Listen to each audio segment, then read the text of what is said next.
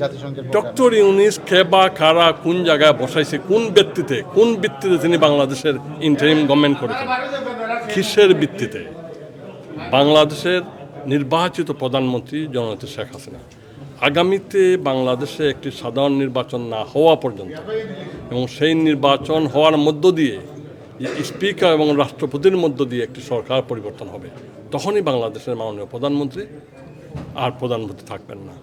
যতদিন পর্যন্ত সাধারণ নির্বাচন না হচ্ছে ততদিন পর্যন্ত বাংলাদেশের প্রধানমন্ত্রী হচ্ছেন জননেত্রী শেখ হাসিনা। এটা আমার কথা নয়, এটা সংবিধানের কথা। এবং যারা এই কথাগুলো বলেন তাদেরকে বলেন সংবিধানটি একটু পরে আসতে। তার কারণ তারা বলছেন, এটাও বলি, যারা বাংলাদেশের সংবিধানকে বিশ্বাস করে না, অবশ্যই তারা বাংলাদেশের স্বাধীনতাকে বিশ্বাস করে না, তারা মুক্তিযুদ্ধের চেতনাকে বিশ্বাস করে না, তারা স্বাধীনতার মূল্যবোধকে বিশ্বাস করে না। আসুন আপনারা সাংবাদিক ভাইরা, আপনারা একটু সত্য কথাটুকু বলেন, যেই মাননীয় প্রধানমন্ত্রীর নেতৃত্বে যেটুকু উন্নয়ন হয়েছিল, আজকের কী রকম অরাজকতা। আজকের বাংলাদেশে কোনো আইনের শাসন রয়েছে?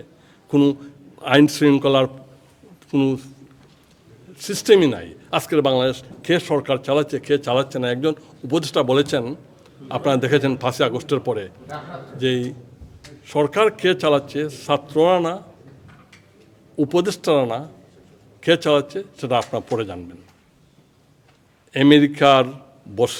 আমেরিকার প্রধানরা বাংলাদেশের সরকার চালাবেন, এটা বাংলাদেশের মানুষ কোনোদিনই মেনে নিতে পারে না।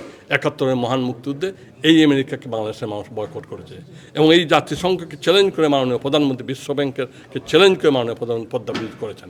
একমাত্র মাননীয় প্রধানমন্ত্রী আমেরিকাকে বা বিশ্ব ব্যাংককে বা স্বৈরাচারকে না বলতে পারেন, আর সেটাই মাননীয় প্রধানমন্ত্রীর দোষ হয়েছে আজকে। তারা একজন কিরণক, তাদের একজন পুষ্য মানুষকে তারা ক্ষমতায় বসাতে চায়, সেটা বাংলাদেশের মানুষ মানবে না, কখনো মানেনি, কখনো মানব না। এই বাংলাদেশের মানুষ, এই 7.5 কোটি বাঙালি থেকে আজকে 16 কোটি বাঙালি, আজকে 18 কোটি বাঙালি, তাদের রক্ত অন্যরকম। তারা প্রতিবাদ করে, তারা প্রতিরোধ গড়ে তোলে।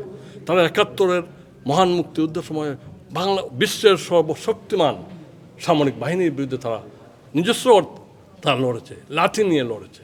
এই হলো বাংলাদেশের মানুষ। এই বাংলাদেশের মানুষ 75-এ 15 আগস্ট যারা বঙ্গবন্ধু হত্যা করেছে, 21 বছর এই আওয়ামী লীগ ক্ষমতার বাইরে ছিল, আবার ঘুরে দাঁড়িয়েছে।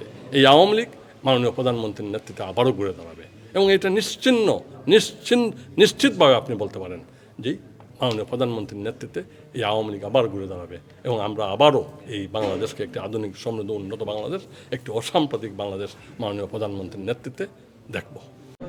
দেশরত্ন জননেত্রী শেখ হাসিনার আজ 78তম জন্মদিন। আজকের মাননীয় প্রধানমন্ত্রী আজকের এই জন্মদিনে আমরা দোয়া, মিলাদ মাহফিল এবং সিন্নি বিতরণ করেছি।